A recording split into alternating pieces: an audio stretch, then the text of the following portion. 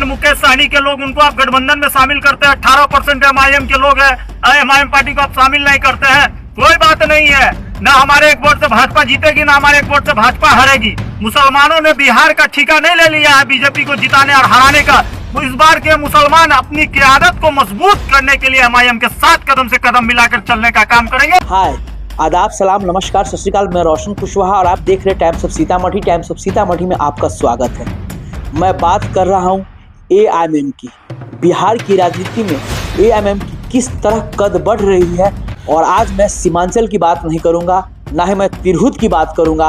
आज मैं जो इन दिनों काफ़ी सुर्खियों में चल रहा है, जी हाँ, आज मैं बात करूंगा मिथिलांचल की। मिथिलांचल की एक सीट है जो दरभंगा लोकसभा क्षेत्र के अंतर्गत जाले विधानसभा सीट है। जाले विधानसभा सीट इन दिनों MIM की वजह से सुर्खियां बनी हुई है। सुर्खियों में क्यों बनी हुई है? क्योंकि मैं आपको बता दूं, अभी कुछ ही दिन पहले 67वां MIM का वर्षगांठ मनाया गया था। जी हाँ, स्थापना दिवस मनाया गया।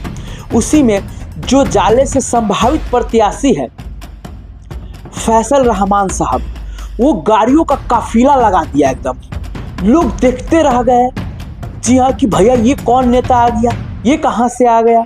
और आपको मैं बता दूं, फैसल रहमान साहब हाल ही फिलहाल में, जी हाँ, वो RJD छोड़कर MIM में शामिल हुए। आप देख सकते हैं तस्वीर। और अख्तरुल इमाम साहब प्लस आदिल हसन साहब ने उनको सदस्यता MIM का ग्रहण करवाया।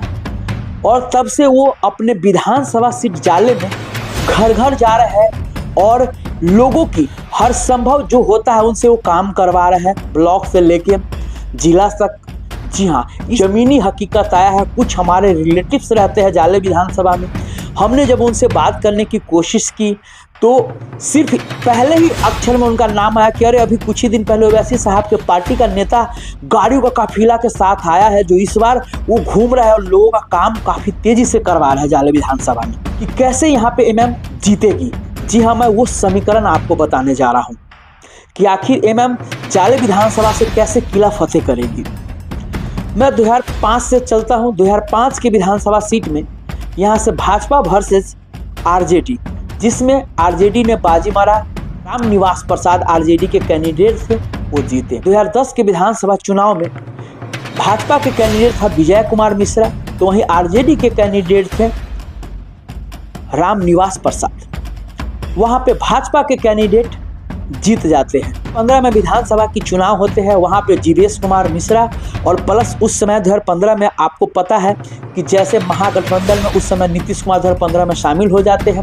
और महागठबंधन के तहत जो जाले विधानसभा सीट होती है वो आती है JDU के खाते में, और JDU से होते हैं कैंडिडेट ऋषि मिश्रा। जीवेश मिश्रा जीत जाता है 4600 वोटों से और ऋषि मिश्रा हार जाते हैं। विधानसभा चुनाव होते हैं जिसमें फिर नीतीश कुमार और भाजपा एक साथ चुनाव लड़ते हैं, जिसमें भाजपा का कैंडिडेट होता है जीवेश कुमार मिश्रा। और फाइनली जो महागठबंधन के तहत वो सीट आते हैं कांग्रेस के हाथ में, और कांग्रेस के कैंडिडेट होते हैं। फाइनली 2020 के विधानसभा चुनाव में भी कांग्रेस के कैंडिडेट 21,000 वोटों से हार जाती है। और फाइनली जीवेश कुमार मिश्रा जीत जाते हैं भाजपा के। 3 बार से जाले विधानसभा सीट में कहीं ना कहीं जो भाजपा के कैंडिडेट जीत रहे हैं, इससे RJD को भी भाजपा ने हराया, JDU को भी हराया, कांग्रेस को भी हराया। इसीलिए जो MIM के कैंडिडेट है फैसल रहमान साहब, उनके हौसला बुलंद है। उनके हौसला बुलंद इसलिए कि वहाँ पे जो मैं जातीय समीकरण की बात करूँ तो सबसे अधिक संख्या है जाले विधानसभा सीट में मुस्लिम का, उसके बाद है यादव का, उसका बाद वैश्य समाज का है, ब्राह्मण है, राजपूत है, जी हाँ, भूमियार है। मतलब सभी जातियाँ, कुछ ऐसी जातियाँ हैं जो निर्णायक भूमिका में होते हैं। जैसे कि आपको भी पता है कि भैया एक मुश्त टोटल वोट किसी भी पार्टी को नहीं मिलता है, अलग कभी मिलेगा। इसीलिए कुछ वोट होते हैं जो पर्सनली व्यक्तिगत तौर पे भाजपा के तरफ चले जाते हैं, तो कुछ वोट RJD की तरफ चले जाते हैं। इसीलिए जो MIM के जो कैंडिडेट हैं उनका हौसला बुलंद है, उनका जीत का दावा पक्का है। जीत का दावा इसलिए वो कर रहे हैं क्योंकि वहाँ तो भैया आप देख रहे हैं, कंटिन्यू देखते आ रहे हैं, RJD के भी कैंडिडेट हार गए, JDU के भी कैंडिडेट हार चुके हैं, उसके बाद कांग्रेस के भी कैंडिडेट हार चुके हैं। तो भैया कहीं ना कहीं समीकरण जो है उस समय, और वहाँ जो अभी जिस तरह का माहौल है और जिस तरह से जो अभी जीवेश कुमार मिश्रा के प्रति इंटर इनकम्बेंसी है, वहाँ काम कुछ नहीं हुआ। जाले विधानसभा में सिर्फ जीत के जाते हैं, उसके बाद मिश्रा जी नजर नहीं आते हैं। जब चुनाव का समय आता है 3 महीना पहले, तब वो नजर आते हैं। और यही कारण है कि लोगों में इस बार काफी नाराजगी है जीवेश कुमार मिश्रा को लेकर, और साफ साफ लोग कह रहे हैं कि भैया इस बार बदलना चाहिए हमें, क्योंकि नियमता है कि लोग साफ कहते हैं कि 5 साल पे सरकारें बदलनी चाहिए, साल पे विधायक भी बदलनी चाहिए। लेकिन लोग क्या है कि अंततः बिहार है, बिहार में आप जानते हैं कि जाति पे वोट होता है। लेकिन इस बार कुछ लोगों ने गोलबंदी किया है, और साथ साथ जिस तरह से जो फैजल रहमान साहब के पक्ष में लोग आ रहे हैं, हर धर्म के हर जात के लोग आ रहे हैं, क्योंकि ये काम करते हैं। अब लोग 2010, 2015, 2020 के मुकाबले लोग जैसा अभी दौर चल रहा है कि लोग अभी काम को ज़्यादा प्रेरित करते हैं। जी हाँ, जानते हैं कि भैया काम हमें, मेरे लिए काम कौन कर रहा है, मेरे लिए ब्लॉक में कौन लड़ रहा है, मेरे आवाज़ को कौन उठा रहा है।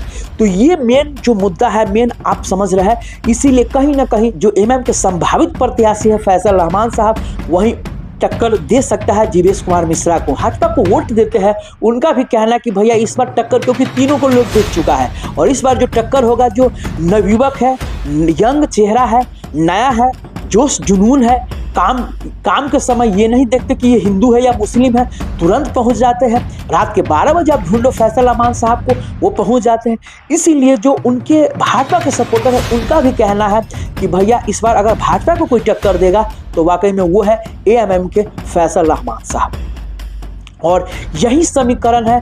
और फैसल रहमान साहब से जो अभी 67वां स्थापना दिवस पे एमएम की जो गाड़ियों का काफिला निकला, लोगों की भी तादाद थी, काफ़ी संख्या में भीड़ था, और उससे क्या हुआ, कहीं ना कहीं जो जीवेश मिश्रा है उसको बेचैनी छाने लगा है। और जीवेश मिश्रा को बेचैनी इसलिए छाने लगा है कि भैया जो 3 बार से भाजपा की प्रत्याशी जीत रहा है, इंटर इनकम्बेंसी है, लोगों में जो जिस तरह से नाराजगी है जीवेश मिश्रा को लेके, 2 बार से कंटिन्यू जीत रहा है लेकिन कुछ काम नहीं कर रहा है।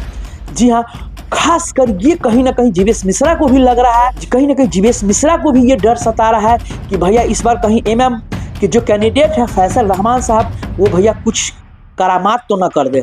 और इसीलिए अब जैसे ये गाड़ियों का काफिला जो निकला है अभी फैसल रहमान साहब का, तो 2 दिनों से जाले विधानसभा में कहा जा रहा है कि हाँ अभी तो सत्र चल रहा है, लेकिन उसके जो कार्यकर्ता है जीवेश मिश्रा का, वो एक्टिव हो गया है। जी हाँ, क्योंकि देख रहा फैसल रहमान साहब जिस तरह घर घर जा रहा है, वो हिंदू ना समझते ना मुस्लिम, सीधे कहते क्या काम आपका करवाना है, कौन नहीं ब्लॉक में नहीं कर रहा है, कि जिला में कोई काम नहीं कर रहा, क्या है सीधा। इसीलिए कहीं ना कहीं ये डर सता रही है, ये कहीं ना कहीं जो दीवानगी बढ़ती जा रही है मैम के जो कैंडिडेट है फैसल रहमान साहब, ये वाकई में आने वाले दिनों में भाजपा के लिए मुसीबत है। भाजपा को भी लगता है कि आने वाले समय में अगर कोई हमें मात देगा तो वो है एएमएम पार्टी, वो है ओवैसी साहब के कैंडिडेट। विशेष इस पे अब आप लोगों का क्या कहना है, प्लीज आप लोग कमेंट करके जरूर बताएं। तब तक के लिए बाय बाय, टेक केयर, देखते रहिए टाइम्स ऑफ सीतामढ़ी।